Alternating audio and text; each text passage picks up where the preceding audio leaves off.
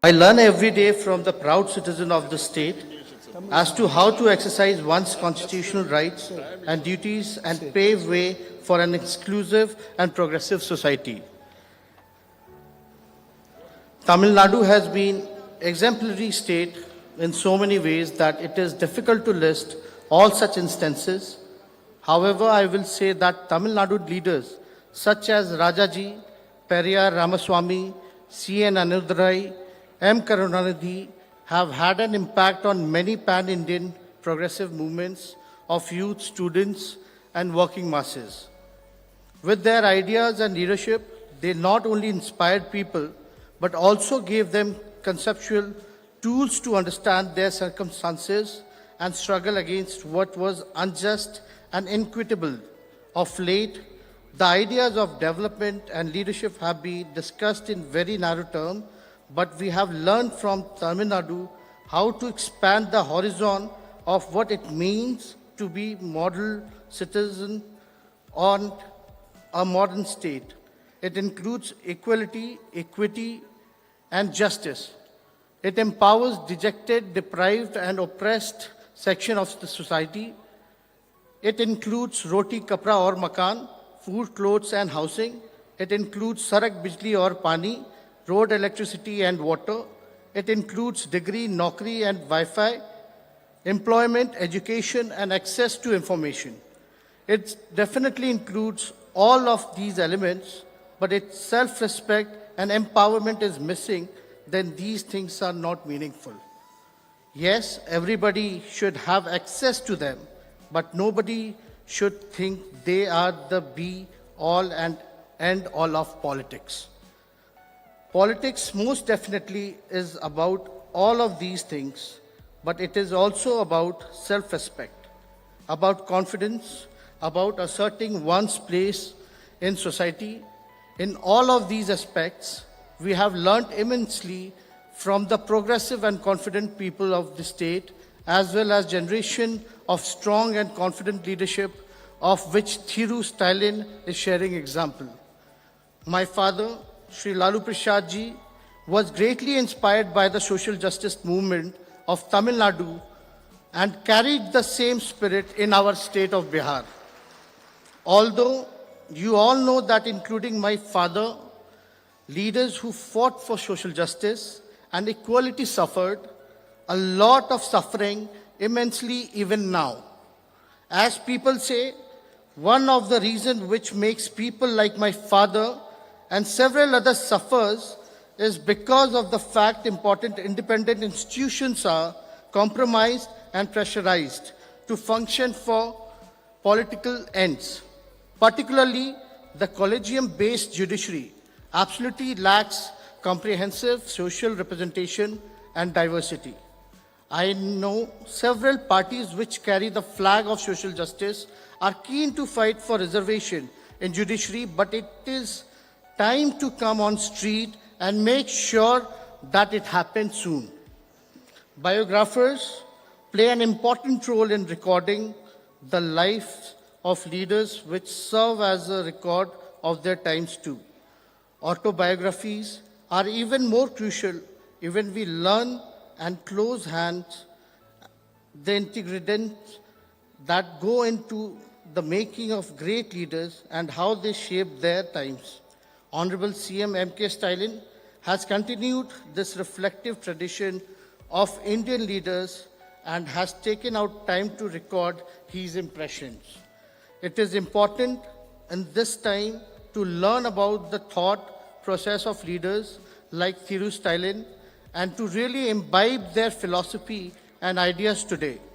More so than ever, it seems to be the time of image building where leaders are mostly focused on media events and brand building. In contrast, Thiru Stalin offers a window to reader, to the people, to really understand him as a person, as an individual. He reaches out the people through his words.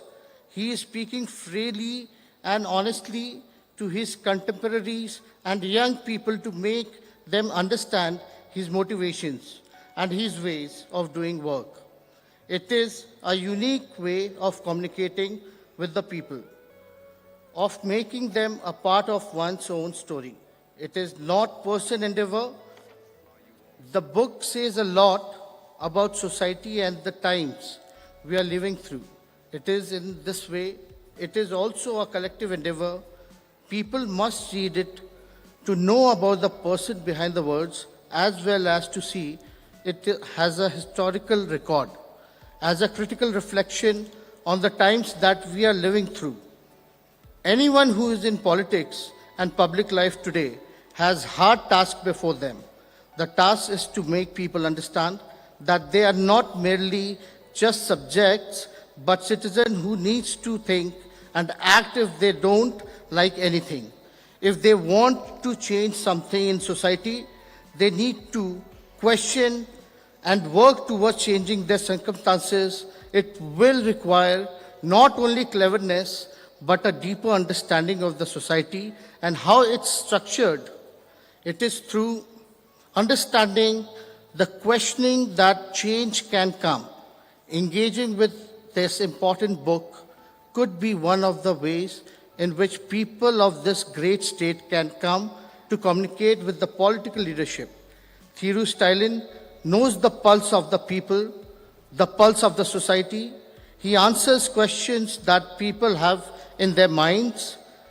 To read this book means to understand his vision, his politics. I would urge everyone to read it and engage with it critically. It is aptly titled One Among You.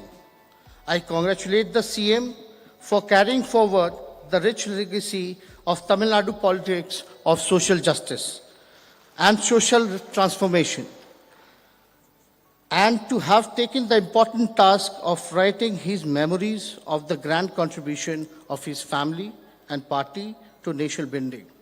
I hope that this book will be widely read, discussed, and commented upon. I read it with much interest and have learned a lot of it about the history, culture, and the politics of the great state. It is a wonderful, critical, and timely contribution to the conversation we are having about politics in contemporary India. The trajectory of Dravidian politics and its commitment of social justice and equality makes everybody proud. Tamil Nadu has the highest proportion of reservation, and it occupies highest position in all human development indicators, thus shattering several myths relating to the reservation, etc. We must seize this movement to declare unitedly that we shall struggle to ensure caste-based census immediately and revisit the ceiling of reservation myth, accordingly on the lines of Tamil Nadu. Finally, I take this opportunity to appeal you all that as a nation and as people of this great land, we are witnessing gruesome attacks on the constitutional values of freedom, equality, and justice, more so on social justice. We must understand that while recording these attacks, history shall name the perpetrators, but it shall also not spare us if we do not fight, resist collectively.